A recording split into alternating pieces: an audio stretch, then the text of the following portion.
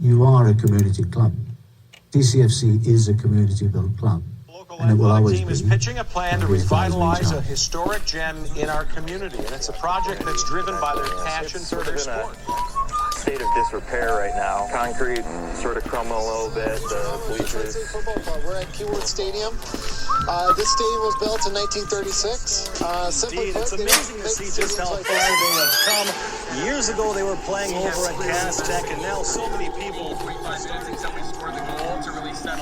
The post and Stephon St. Louis is there to clear it. Yeah, in the background, you know, they give us the 12th man. You know, it's awesome. Games, fans to watch. We're happy to put on a show for all these guys that came out to see us play. When we move, they move, and just communication is the biggest part. It was great. I think we could have earned a shutout earlier against Sparta in the year. Awesome. You know, the atmosphere is amazing. Monday with the right foot. It's in the back of the net. People know us now. People know what to expect. Now we gotta take it to another level. Look, city till I die. Say hi to the bad fella. Hella smooth with the flow, so grab your umbrella. Yeah, we make it rain, bring the pain. Things are changing. Power rankings take a spanking, got them rearranging. They said Denis are all stars till we deboed all y'all. Ball of fist and brawl y'all. Yeah, we pissed off all y'all, and we thin but still winning. Grinning at the top, got up under head spinning, make that chin pop. Blue collar clocking in. They been mocking us for days till they step into the key, and they been leaving with a fade, doubting us, but then they swayed. Say we pout, they throwing shade. You will never have what we have, time to get the blade, cause we'll be cutting them up. Yeah, we're shutting them up. We ain't bluffing, tell you something, better knuckle up. Y'all ain't nothing but chumps, we put in overtime. We'll be putting in work until it's closing time. City till I die, talking blood, sweat, and tears. City till I die, we've been building this for years. City till I die. What up, fellas?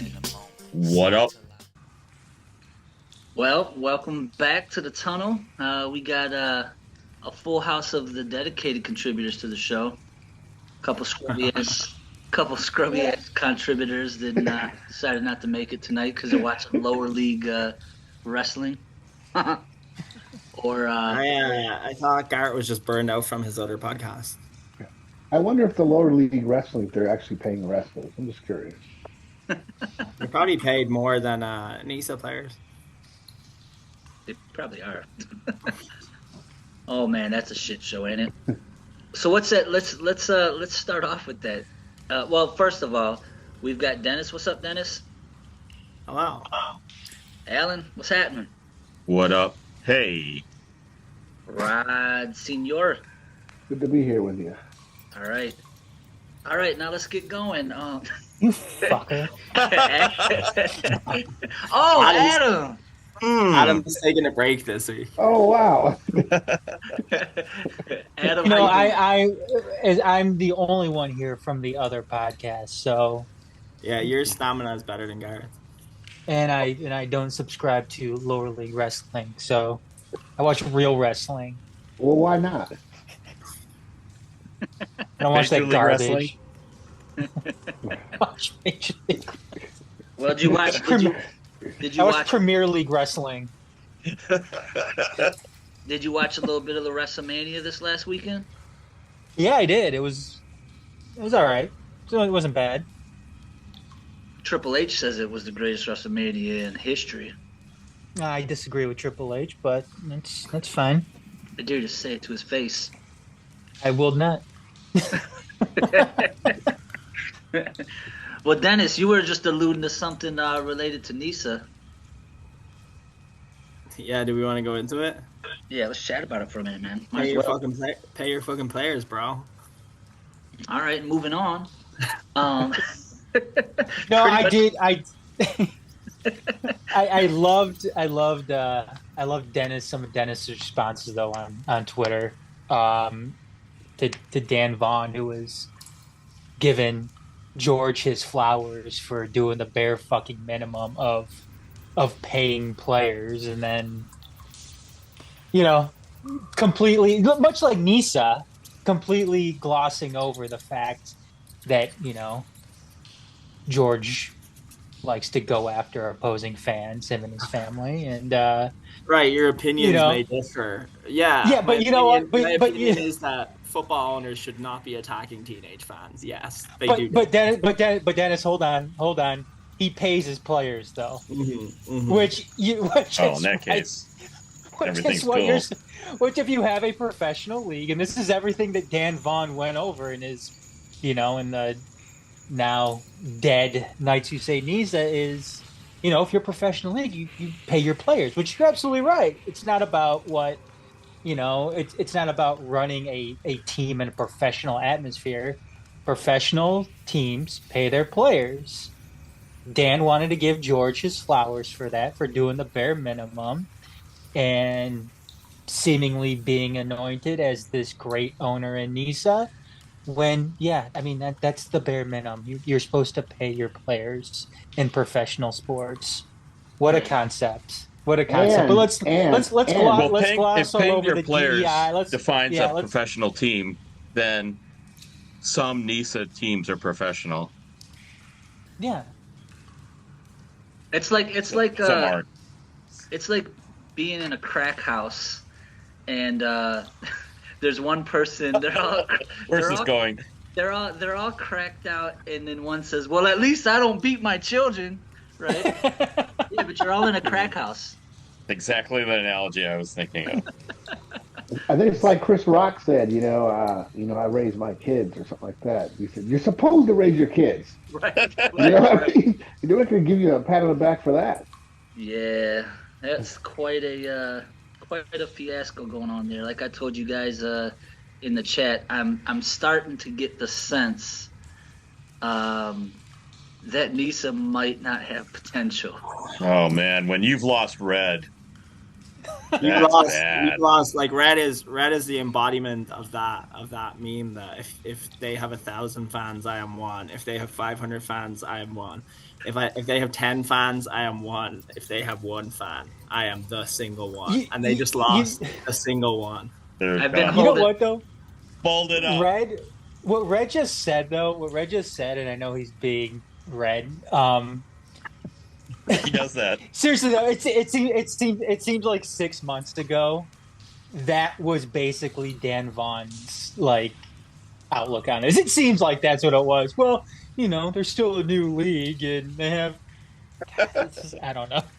See, I just been waiting for this moment so that I could put the final nail in the coffin. So I held out. So when Red says you might not have potential as a league, Nisa, you're fucking done, son. Wrap it up. That's even heavier than losing Knights Who Say Nisa. I mean, that was almost that was really a blow to them, I'm sure. To be fair, I was ready to jump on that and give them shit for whatever silly little reason they were using to wind up that show. Which, it was pretty commendable that they put in the effort that they did for such a shit show of a league, honestly. Yeah.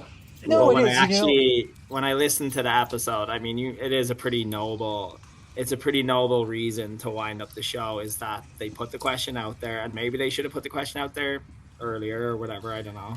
But they got a smell of a rumor of teams not being paid, and they put it out there, and when they got the answer, they said, "Oh, well, we can't in good conscience support this." Now, if he left it there and didn't do the George pays his players shtick, it could have been the perfect exit. Right. You know what though, Dennis? I agree with you from that standpoint that it was the right move. I mean, it's commendable what they were able to do with that.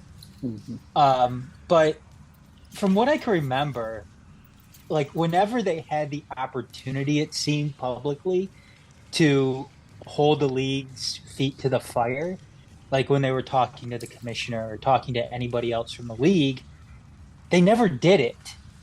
I mean, I can't remember what specific episode it was, but I thought I remember them having the opportunity to really ask tough questions. It's not this whole Nisa thing, this whole not paying the players is something out of the blue.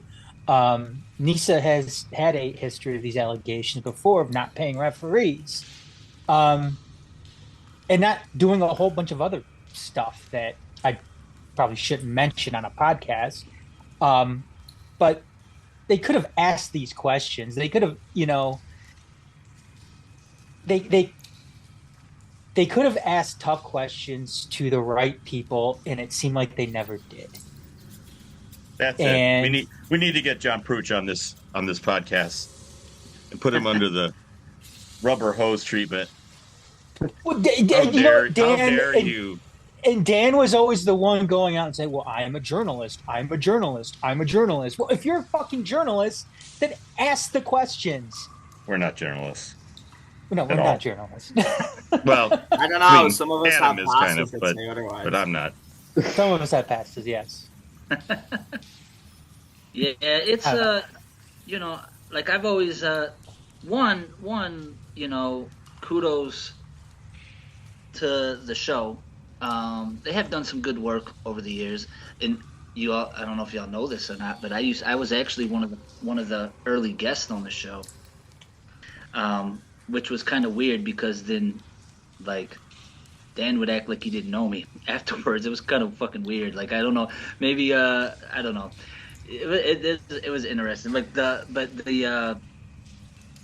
I was early on when this podcast started, and I was on there chatting with them, and you know, I was always conflicted with the show because sometimes I felt like although they did some good work, and I'll give them kudos in that, but they also seem to kind of go where the wind blows at times, you know, just to get traction, you know, like they, you know, were riding, you know, our little coattails pretty hard, you know what I mean, when we were in NISA, and then when we departed, you know, how quickly, you know, they kind of turned and not saw the complicated nature of the decision that our club had to make in departing. And it just, I don't know, it's just kind of weird from time to time. And I'm not a big fan of, look, you will never, this show has been going on, how long did I say that it was going? Did we have our 5-year, I think, recently? Or 4? Yeah, see, I don't even remember, right? And me or any other contributor on this show has never complained publicly about how hard it is, and how, and like pressing people of how they need to support what it is that people are doing because we're working so hard. And don't get me wrong, it's not that sentiment is wrong, but I just, sometimes I was like, man, it just seemed like Dan in particular seemed from time to time he's whining a little bit much about that, and I'm like, y'all are, I believe, generating some level of revenue from what you were doing. We've been doing this for free out of volunteering, you know what I mean? So it's one of those things that's like, look, if you get to a point where you're gonna complain about how much hard work it is and it's becoming burdensome for you, then don't fucking do it, you know what I mean? So that was one of those things that like drove me crazy about I'm not gonna say the show, because it was Dan Vaughn that I saw saying that quite a bit from time to time. But with that all being said, I'm not sitting here trying to shit on them, because like I said, you know, kudos, they did some pretty good work in helping keep that league afloat. And well, he also picked a microscopic niche. Even in the tiny world of North American football, NISA is kind of it's a limited beat, man. Yeah. I think he's. That's not a gold mine. That's not even a copper mine. I think Dan Vaughn's trying to make it up for the cup match. Oh yeah. No, I think he said he wouldn't be able to. He was trying. Yeah, I think he said he would feel too bad leaving his family twice in succession because he went to a different one. Yep. Yeah, I mean, I don't think he's in it to get rich or anything, but yeah, I think his major issue is that on his personal, he wears his heart on his sleeve a bit too much. Like a local journalist that we know too, who maybe says some shit that they shouldn't say based on what they're doing. But yeah, I mean, journalism is a tough game at the hardest of times, and Dan also has a full-time job, I believe so. Yeah. I can understand the frustration, but sometimes, you know, you got to keep those frustrations either inside or talk to people who aren't listening to you through a fucking social media site. Yeah. But, you know, it is what it is. You know, I'm not trying to overshadow the good work that they've done, but it was just one of those things. Like, for those who volunteer your time to produce content in some way, shape, or form, I mean, all of us who play a role in doing that, like, we can acknowledge that it's hard work. And sometimes it's not very rewarding, and sometimes it's not very appreciated, but like, You have a fucking choice. Don't do it if you don't want to. You know, there's been plenty of times where I'm like, I'm done with this, man. I want to hang it up. You know? But anyway, let's because we could talk about that all night. Let's talk about something more a slight level above a shit show called the USL Rankings. Dennis, thoughts about the latest USL rankings for week? What are we in? It was week 5 rankings. It was week 5. We played 4 games, but we're in week 5. Right. We had the first week bye. Listen, I wasn't good at math in school. All right. In fact, I was notoriously terrible at it. But if 2 teams have won and now one of these teams has lost their perfect record, just spoiler alert, since this ranking came out, so 2 teams have 4-0-0, right? So 4 wins, nothing else to blemish the copybook, and those were Lowville and Detroit City FC. How are you putting 2 teams ahead of them who have less wins and more draws? Explain that to me. And you're putting 2 of those teams ahead of them. 2 of them. That's ridiculous. And you know, after last night, this weekend we might end up being number 1, having not even done anything further, because right. There was a game last night where Lowville got pantsed, and there's games this weekend that we're not involved in. So come next week, we could theoretically be the only unbeaten team still, if results go. But we'll definitely be the only team with a perfect record, because we're still 4 and 2 big duck eggs after it. So maybe they'll finally give us the love next week. I know Marcy in his week 1, week 2 didn't want to throw us up too far because he's a realist, but even he saw fit to put us number 2 after we went 4-0. So I just don't understand what his name escapes me now. I know exactly who writes those rankings for the USL too, because I think I follow Nicholas Murray. Nicholas Murray, yeah. Nick, what are you doing to us, bud? Yeah, so the week 5 power rankings, which I generally speaking, to be honest, we generally give a shit. But then when we get, you know, kind of bucked a little bit, then I get revved up. Week 5. I don't really care about them either, but like the whole premise of a power ranking is that when you're on a heater, like you move up. Yeah, right. So like you gotta, if you're not getting the premise right, like what are we doing? Right. So with the week 5 Prince Tires USL Power Rankings, whatever. Dollar bills. Number 1 was Louisville, who prior to their shit show on yesterday, we're recording on Wednesday, against Charleston, they were 4-0-0. In number 2 slot was Sacramento Republic, who are unbeaten, but 3 wins, no losses, 2 draws. In the number 3 slot, Charleston Battery, who went into last night's match, only have won 2 of their matches of 5 and drew the other 3. And drew 3 matches to some pretty mediocre teams, I might add, as well. And then, of course, we come in the 4th slot, 4-0-0, having moved up 1 slot from the week prior, and then Orange County in the number 5 slot.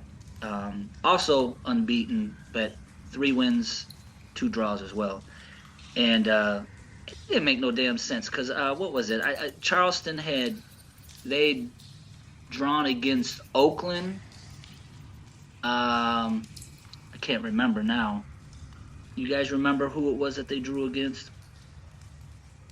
I can get it here real quick. I've got it somewhere on my Facebook feed. Oh, there we go. Yeah. Rhode Island? Yeah, they drew against Rhode Island and Oakland. And North Carolina. And North Carolina, who we beat. And now Louisville lost. So Charleston came into that match in 5 matches, only wins 2, draws 3, including a team that we beat and 2 teams that are pretty mediocre.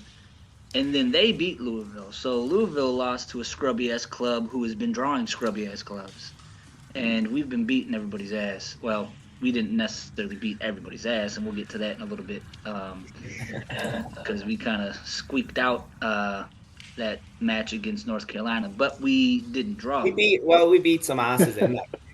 Yeah, that was a fucking that was something else. Actually, let's jump into that match, and then after that we'll get into the PASL playoffs, if that's who's hosting the playoffs for the women's side at this point in time.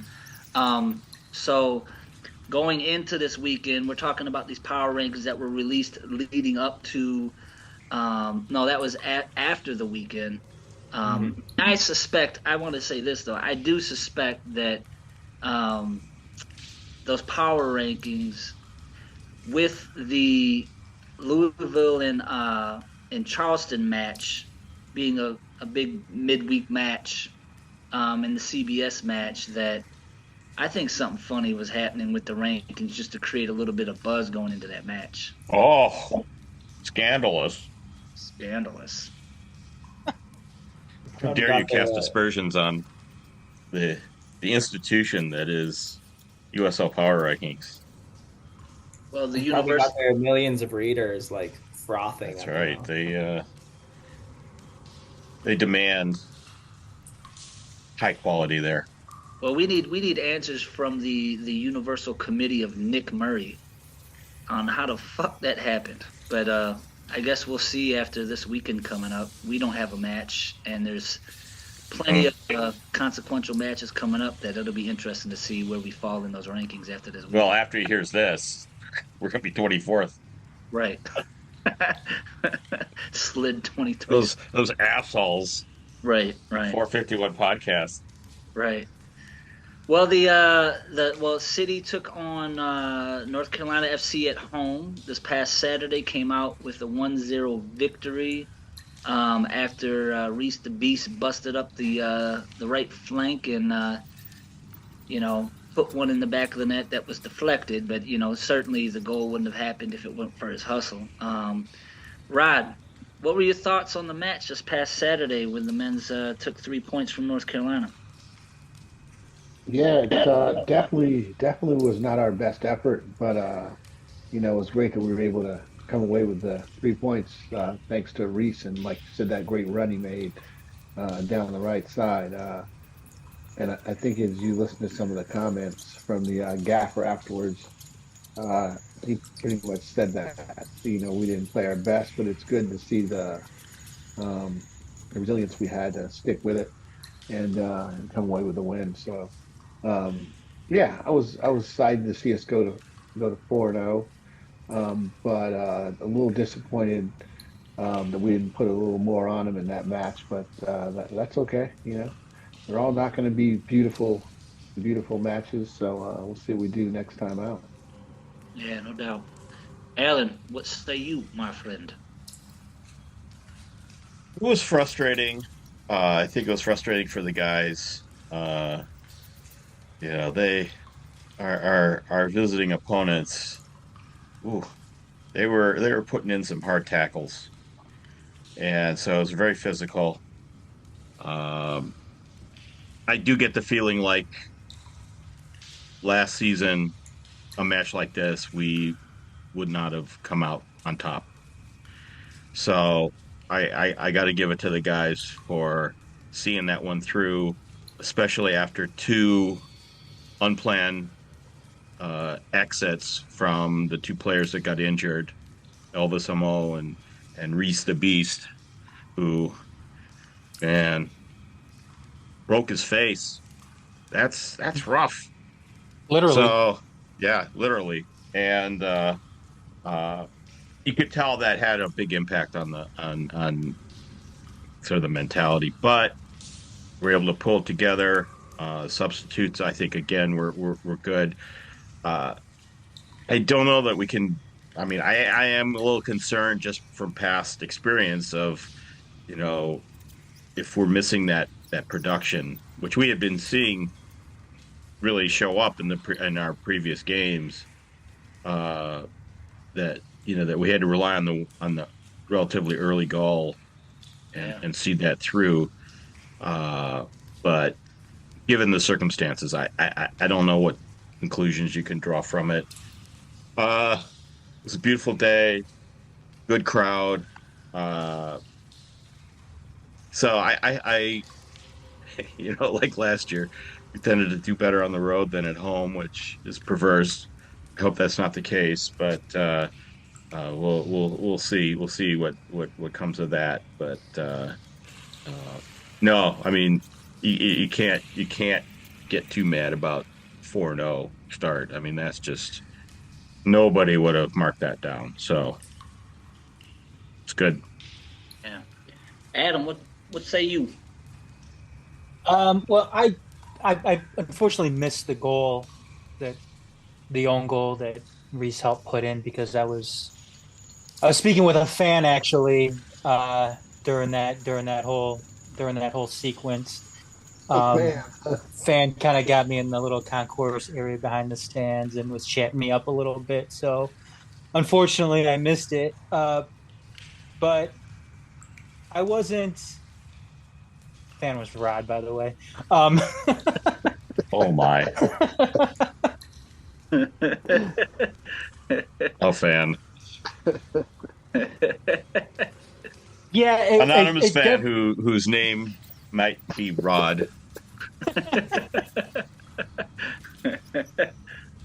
Told me how he loves our work and everything like that, and I couldn't. I had to give the guy the time of day there. I didn't want to be a jerk or anything about it. But did you tell Rod? That got me. Did you tell Rod it's kind of fun. You should think about showing up once in a while. Here I am. Called out. But I just jumped. Yeah, obviously it was the least impressive. Well, I don't want to say that because you know what, they didn't look the best in that match. But I don't want to go as far as say that it wasn't impressive because I actually said this on the other podcast, the Detroit City Sportscast, which you can hear coming up later this week. Oh my! That just echoing what Alan said, that what was impressive about this was the resiliency that the team had, because I completely 100% agree with what Alan said in that. If this was last year's team, we're probably losing that match. I spoke last year of heart and the lack of with the 2023 squad. This year's squad, they showed some real resiliency in that match. You have your starting striker go down. You have Reese, who's been playing very, very well all season, really, and especially since he's been inserted into the starting 11, go down with a scary injury. They had to bring out the stretcher and everything like that. I can only imagine what was in the heads of the guys, having to, finish out that match, which was already a physical match before all of that happened.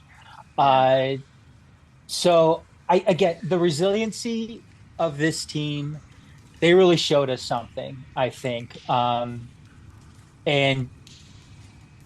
Danny said it after the match too, in that little clip that the club posted on their social media, where he was talking about, hey, you guys didn't play your best game, but you still came out with the win. That's something. Obviously, you don't want to play like that every single week. Obviously, if they're up against a team like Louisville, they're probably losing that game 3-1, 3-0, whatever. But I think that they could get some confidence out of that, and that, hey, you know what? Even if we're not playing our best, we're good enough. We have the talent where we could still win this game.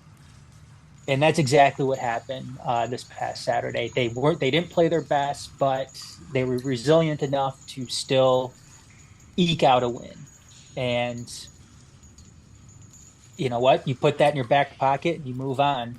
And hopefully Reese is all right and is able to come back sooner rather than later. And same thing with Elvis too. So, yeah. Dennis, what's up with you? Not much. Just sitting here chilling. Yeah, I would kind of echo everything I already said. You can't do well in a league and over a season if you don't do well in tough, chippy games that don't seem like they're going to go your way. And that's how that game seemed like after we scored the goal on Saturday. It seemed like North Carolina had probably the better chances after we scored. Obviously, it was very stop-start. There was 45 fouls, which is kind of insane. Shit. Eight yellow. I thought the ref handled it fine. Like he there wasn't really a lot he could do with that amount of fouling. Like we gave as good as we got. Like I know I saw people saying North Carolina were very physical, but like Devin almost took a dude's head off at one stage. So it was both ways. I agree. Yeah. I think what North Carolina justified. do was come in and, having seen the way we've played through 3 weeks, try and get us to play down to their level, which is sort of what we did for a lot of last season to teams. And they almost got us down there, but we got the goal. We got the road to green a little bit. And overall, I thought the refs slowing down the game helped us because we were very much flagging in that second half. Like we were running out of steam. And then I'm sure the boys, when they saw an expected minimum of 12 minutes go up on that board, were like, shit, we could do with a break here. Like, yeah. So yeah, I thought the subs that came on performed admirably. Zed was probably the least effective of them, but only because that's not what he's there for. He's not there to come on and give a 60 or a 30-minute shift from the 60th minute on. So he kind of had to do what he could with the probably most amount of time he's played in a little while. But yeah, I mean, I was heartened again to see we had more passes, more possession, which we've had in every game this season. Yeah. Our possession overall in the season is like 77%, which is crazy to me. Or our passing accuracy, is 77%, which is up a lot on last year. Yeah. And this is the first game, I think, since this is now the stat I'm tracking, where we actually lost the XG battle. So it was 1.26 to North Carolina because they had a couple probably better chances than we did, to 0.72 for us. So if you're winning games where you're losing that, like that's a good sign. And yeah, I would echo Adam in that I was glad to see Danny come out afterwards and, kind of call out the boys a little bit and say that wasn't their best work. Well, we still got it done, but there's lots to work on. I'm glad we have like a 10-day break before Sharta and a 2-week break before the next league game. If he wanted to, play around a little bit with the lineup for stars, I don't think anyone will be too disappointed. But yeah, it was good to see him kind of call out the performance, and that's the real mark of a manager of the month. On the face of the face of the league team. It's just quality all around. Yeah. I will say this though too. Victor Bezerra was warming up before the North Carolina match, so that's definitely good to see, especially since I can only imagine. I mean, groin injury for Elvis. He's definitely not going to be playing against Michigan, and I can't see him playing against Oakland either.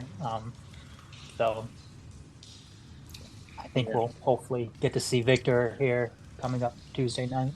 They could always just throw Ben back up there, into some familiar surroundings. Good. Yeah. Could throw Zed up there too. Game-clinching goal against the Michigan Stars in 2019. Zed will probably play against Sharta. I would imagine we would see the other new fella too, huh? And start a match. Victor Bezerra. No, I'm going blank right now, but there's another fella that Danny Espolita? No. The fella from England. Oh, Ryan. Ryan Williams. Ryan Williams. Yeah. Because he's been I love how we all think Red is trying to do a bit, but he's actually just trying to remember. Can't remember. that should tell you the trust we have in this. Yeah. Zero trust. Well, I definitely agree with everything you guys said. I think, Dennis, to what you said, I agree. I think the best thing that I can pull out of that match was we played like shit and still pulled out 3 points, and that's commendable. And, that's a good thing. I wouldn't go as far as Adam and call for Dikio to be removed. I think that it was only one lackluster performance. I don't think that they should remove him as the head coach or anything like that. But we're still in a good position. I almost pulled the rope on my banner. Yeah, my tifo. Almost Dikio out, right? No, but yeah, it was ugly. I mean, of course, it didn't help that Reese probably more than anybody in the first in the first 60 minutes had the fire under his ass, you know what I mean? And for him to take that shot and, broken or fractured cheekbone, and then Elvis with what I saw somebody on Twitter describe as a broken groin, which I thought was yikes. Yeah, I don't think he broke his groin, but I think he pulled something in there. I don't know. Did we get an official diagnosis of what it? I'm assuming it was a pulled groin. Broken groin. We probably won't, because that's how this club operates. Unless Danny is open to sharing injury information, but I don't know if that's his decision. They should just do the hockey thing, where they don't actually specify what type of injury it is. They'll just say it's a lower body. Lower body, yeah. Yeah. Well, and I feel like some of us actually saw what happened on the pitch, so it's like, I think we could put it together. I'm not a physician, but I think I can kind of. Yeah. When he's grabbing his groin, it's groin. It could have just got ball tapped. Well, what sucks too is when it happened, because he kind of just went down and looked like he was trying to draw a penalty. Even people in the crowd were like, "Nah, Elvis, that wasn't you didn't sell that very well." He's like, that wasn't a penalty. Really? And I was like, "Oh yeah, he's like, oh he's actually hurt. Never mind." Yeah. It's that damn turf. It's that damn keyword turf. Man. Well, hopefully, wish him nothing but the best in recovery and Reese as well. I know me and Dennis were climbing up Mount Google to try to figure out how long it would be for a fractured cheekbone. I found a study over 13 years of 79 fractured cheekbone injuries in professional soccer players. So. And what did you find? And I can't remember now, but it said really exists? average with surgery was like 30 days out. Okay. Yeah. But also it was probably a lot of millionaire football players who don't have other shit going on, Yeah, something tells me they didn't include, Division II U.S. soccer with limited insurance. Yeah. So we probably just dropped Reese off at Detroit receiving with a note pinned to his chest. Help my son. Well, don't they have that DMC sponsorship? I figured that. Oh well. If you use it, you lose it. It's like most insurance plans. Well, you have $1,000 left to spend this year. Nobody else get hurt. Hit your maximum. Sorry. Wait a minute. Yeah. It didn't get anything done. Yeah. Well, hopefully, I guess if we were gonna suffer a couple of big injuries, I hate to even say it this way, right? Because it becomes very dehumanized in a certain way, that it's good that it happened at this point in time, and we've got a 10-day break, and then you got the likes of Sharta. It's a U.S. Open Cup match, which in our first match in the Open Cup, typically you see some of the guys get a nod that don't get a whole lot of play in league play.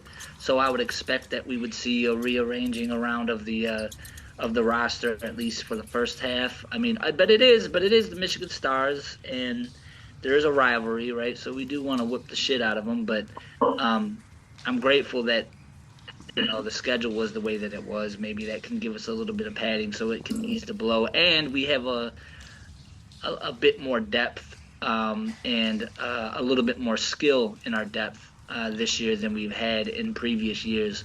So it's not as frightening as it was in the past when all of a sudden we saw like 2 of our back 3 out with injuries and shit like that. Like that was fucking nervous.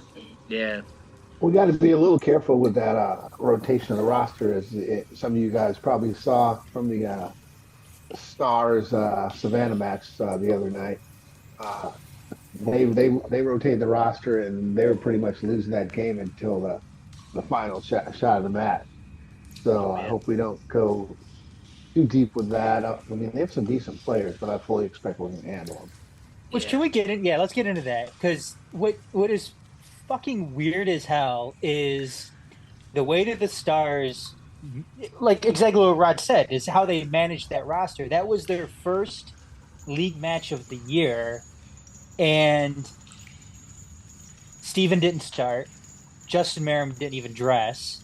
And I think Leon Marich didn't even start as well. And you would think that you'd want as much playing time together just to get acclimated with each other as you can before going into what for them is going to be one of the biggest matches of the year for them. I mean, obviously George is going to want to go into Keyworth and beat Detroit City, and they don't even have their top players playing with each other. Yeah, they brought him on late, didn't they? They brought him on. They brought on Hunter Olsen. They brought Steven on, and I forget who else. And they still were going to lose that match if not for a crazy move by the opposing coach. Yeah, and and they just started. I mean, obviously, Justin Merrim just came in, for that. He just started with the team for that Minnesota United 2 game, and then that's where. Well, Steven was the match before that against that Pittsburgh team for Steel City, but Leon Marich just came back for that Minnesota United 2 game, and so again, it's not like they have a whole bunch of time playing with each other this year.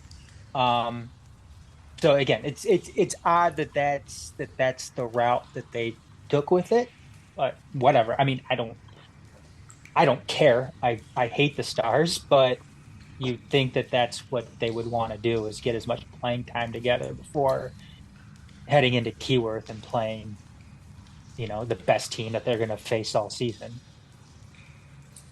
How dare you tell George what to do? I know. Who do you think you are? I know. I'm going to be watching for my swirly on Tuesday night. Well, his wife already came after me, so George may as well be next. Well, we as we know by now, right? We drew Michigan Stars at home at Keyworth, which will happen next Tuesday, the 15th, right? 16th. Is it the 16th? Oh yeah, today's Wednesday. I don't know where I am. Yeah, Tuesday, April 16th at Keyworth Stadium at 7 or 7:30? 7. 7. For the third round of the Open Cup. This is the Open Cup, right? Wait, are we talking about soccer? It's the Open Cup. It's the Open Cup, Red. 7 p.m. Are we talking about soccer? We're talking about, yes, we are. So we're like 4 wins from winning the cup at that point. Yeah, really. I've already given it to us, so. Right. Yeah. How you guys feeling about going into the Open Cup match, getting the opportunity to, I don't know, the way that things are looking, although we say this every season, and somehow they still hang on, it might be the last opportunity to play Sharta.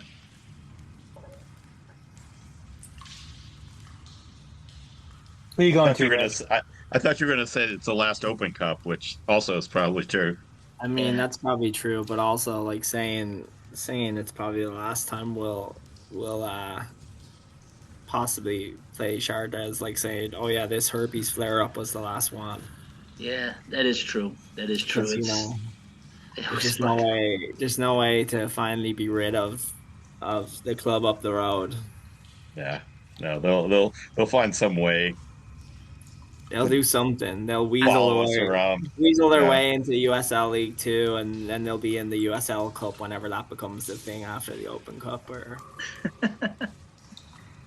Well, I don't have much to say really about that match other than, it'd be nice to see a couple of the fellas who don't usually get playing time get some minutes, and of course, plenty of smoke, smell, and darkness to rain upon the likes of Furious George.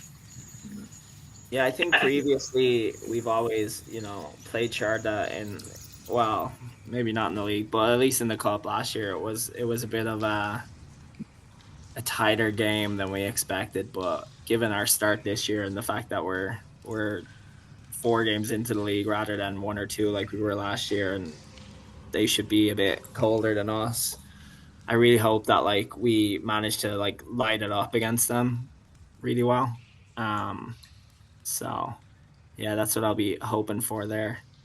Yeah, to your point. One thing to note there is that NGS is calling for it, I guess, but a blackout. So if everybody wears black, I know most of us do anyway, but if you got something black, if you have something black in your wardrobe, throw it on for the night that's in it, and let's really bring some darkness for Furious George. Love it. Cool. I was considering wearing a Grim Reaper outfit. That's exactly the vibe we're going for. Yeah. Just sounds like it would be fun. Find out where George is and just stand. Yeah, just sit 10 yards away from him. Just sit behind the Sharta bench. And I don't even want to say anything. I just want to stand 10 yards from him and just stare at him the whole match. And then point to him on occasion. Nick Finn has been taking photos this season from the field, and I bet he'd get some really good shots of that. I want to have to jump on Amazon tonight, see what I can do there. I might actually really have to do that. Go ahead, Rod. I fully expect George to be on the bench. Yeah. I'd be surprised. He's probably gonna be coaching. Yeah, I don't think he'll be in the stands. Yeah, there's gonna be something going on. This has got to be some kind of a last hurrah kind of thing. He just, it was weird. Did you guys get a chance to listen to the interview? Who interviewed the new coach recently? Was that Dan Vaughn? It might have been Nisa Nation, actually. I can't remember. Wait, the new Michigan Stars coach? Yeah. He wasn't the coach. He was like a I don't know, some ops manager or something. Yeah. He was he's in the technical staff or something like that. But he wasn't the coach. It was Naitu Nisa.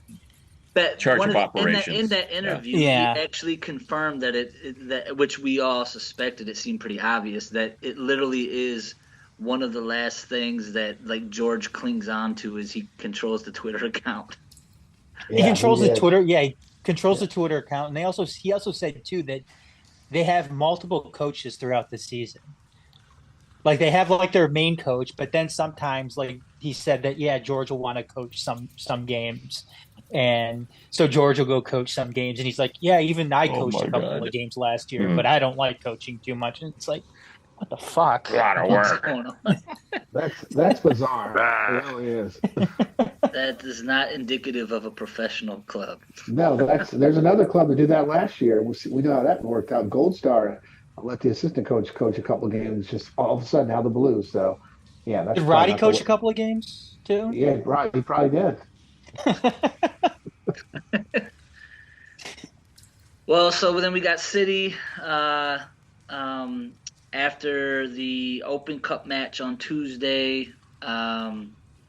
Still has is not playing this. Wait, no, what am I saying? So we would have a match the Saturday after that, right, against Oakland at home.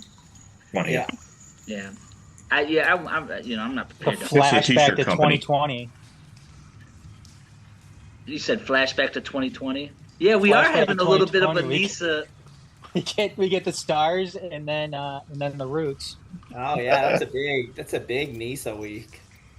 Which, you know what? I think I look back on FOTMOB.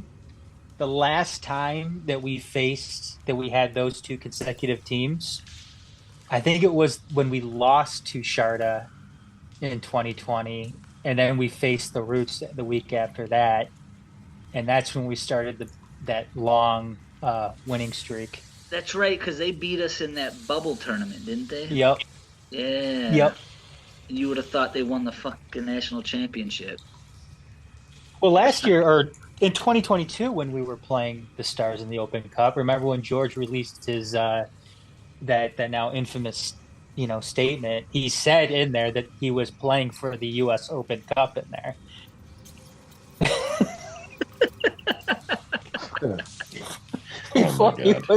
Before he was sabotaged.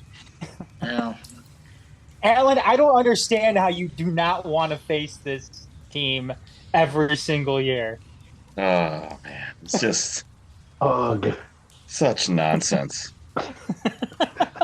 to quote the puppet master. Yeah, it's I don't know, man. It'll be weird not having them around because they're still gonna be around. Yeah, they'll find some way to be around. I think they'll be around as long as we are, just to be that annoying little cousin that's poking at the side of your rib, He's gonna go over to the CPL and be the new Windsor expansion team. Right. So everything kind of comes full circle with the Stars. Or he'll rein in the Grand Rapids USL team. That's who knows. Well, anyways, so we've got the city match that happened, the city matches to come, and then also just to kind of wrap up the men's side before we get to the women's side, heading into the PASL maybe playoffs, is the club announced today that the men's side will be playing Pumas from Liga MX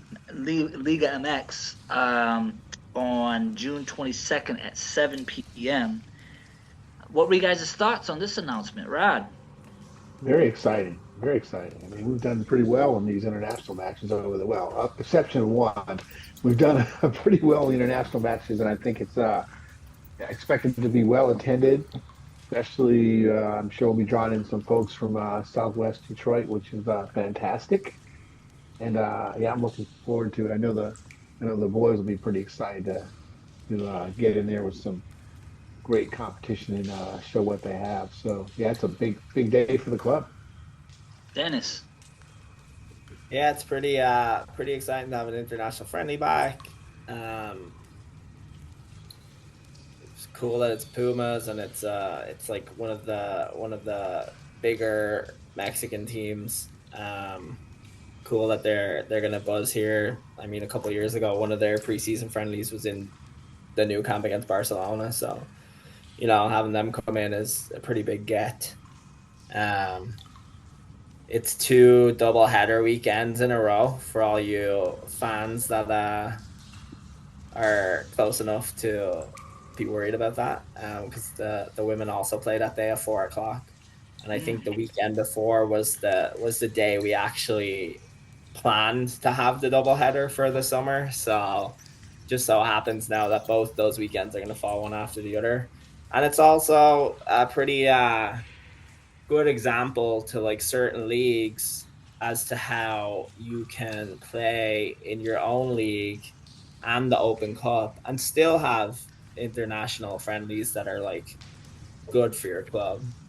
So yeah, it's really a triple whammy there. So Alan.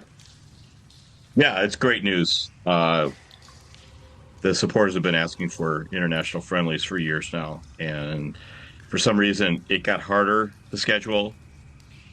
as a pro team than as an amateur team, which always baffled me. But here it is, announced well in advance. So I think as this game approaches, it's just going to be like really hyped up, and that's great. Doubleheader, that's exciting. So the place is going to be rocking all day long.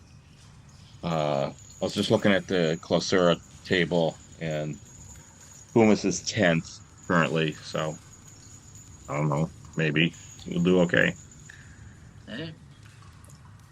Adam, what's your thoughts on it? Definitely exciting.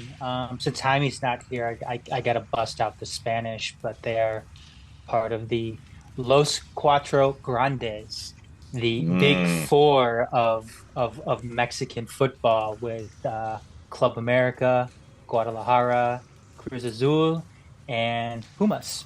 So one of our biggest, with it, I don't know, definitely our biggest Liga MX friendly that we've ever had.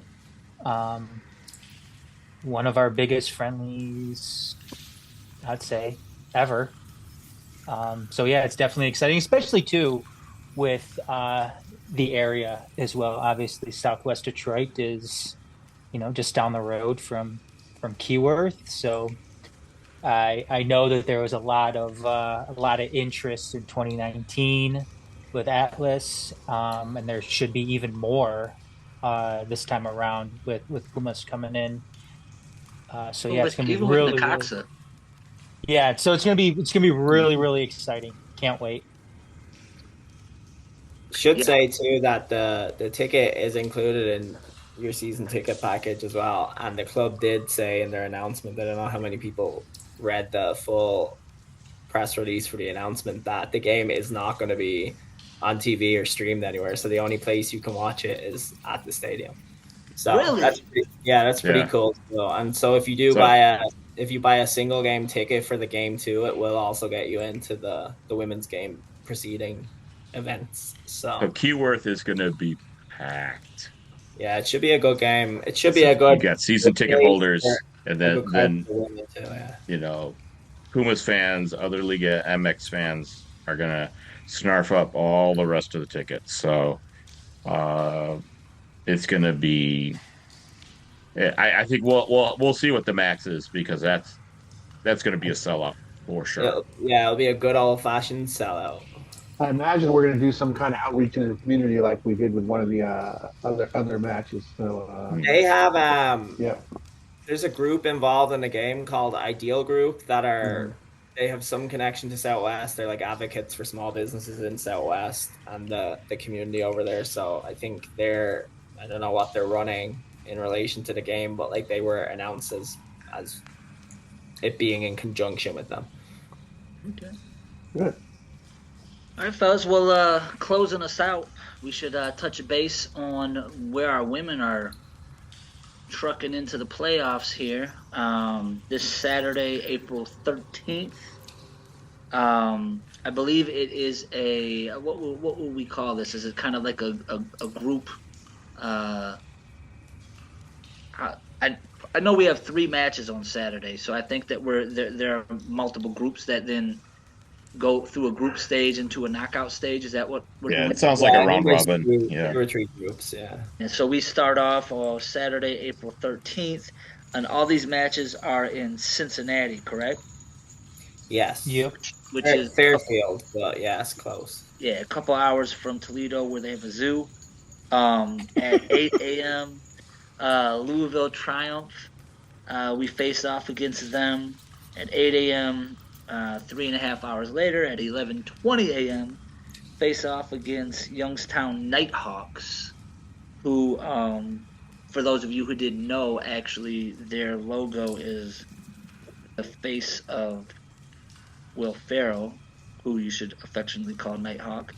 And then at 1:50, a few hours after that, 2.5 hours after that, we'll face off against Columbus Eagles. And I think me and I don't think I know because I was sitting across the table from him talking about this today. Alan, we were having a conversation about this today.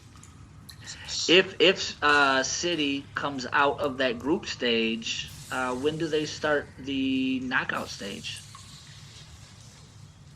Sunday. where there might be a different league hosting that round. No. Wow. It sounds like this could be the final PASL trophy match.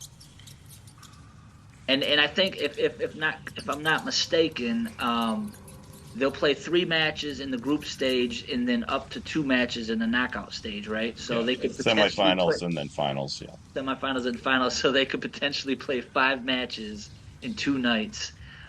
So something tells me that these playoffs, the team that can actually get a full squad there to play so that people don't die.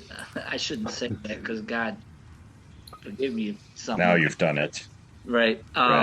That's a lot of work, but like me and Dennis were talking about earlier, he was pointing out the fact that I'm a 1998 All-State soccer player, and that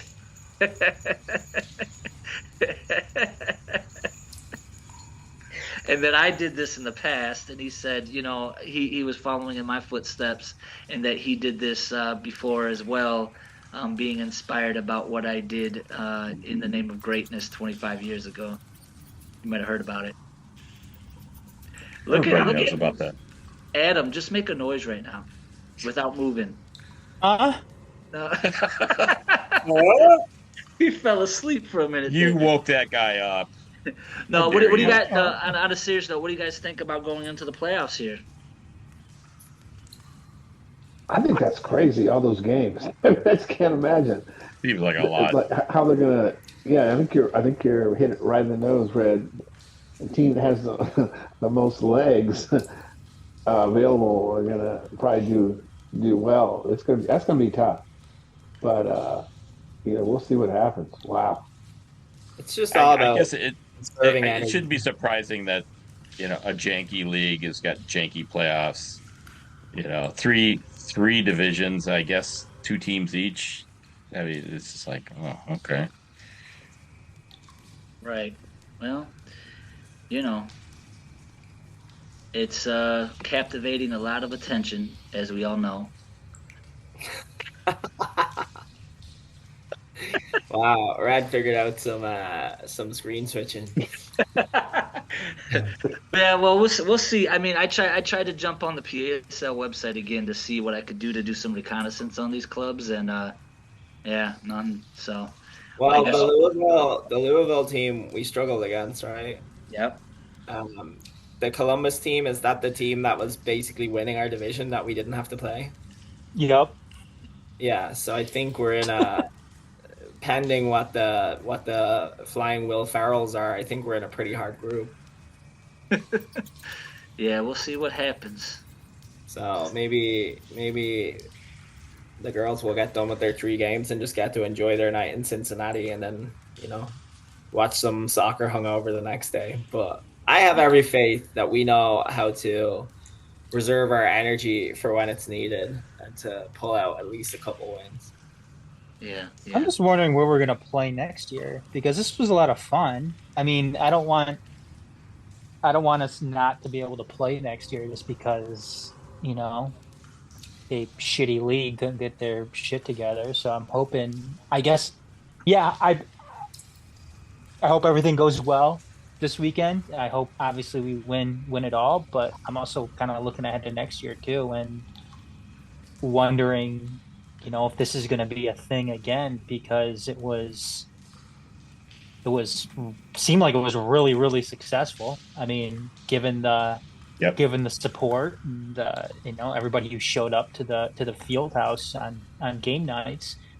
So yeah, I'm just hoping that there's going to be a league out there for them to be able to do this again in the winter, because it seemed like they had a good time. I know everybody else had a good time too, being able to go out there and watch them play.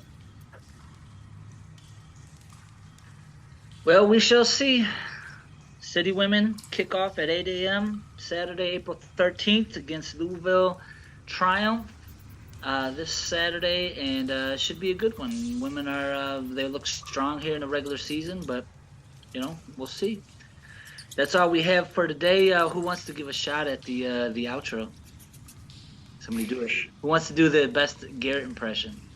Well, I had a list of things to hit in my Speak the Piece, but I'm reading it again now, and it was slam North Carolina, which I did, slam people who were slamming the referee, which I did, slam Nisa, which I did, slam the Power Rankings, which I did, slam Sharta, which I think I did, slam Red Soccer Resume, which I think. Oh, what happened? I don't know what happened. Something happened. Wow, technical issues at the 451 podcast. Strange. I hope that he's okay. I think he fell into a wormhole. Something happened. I don't know. Oh, that's terrible.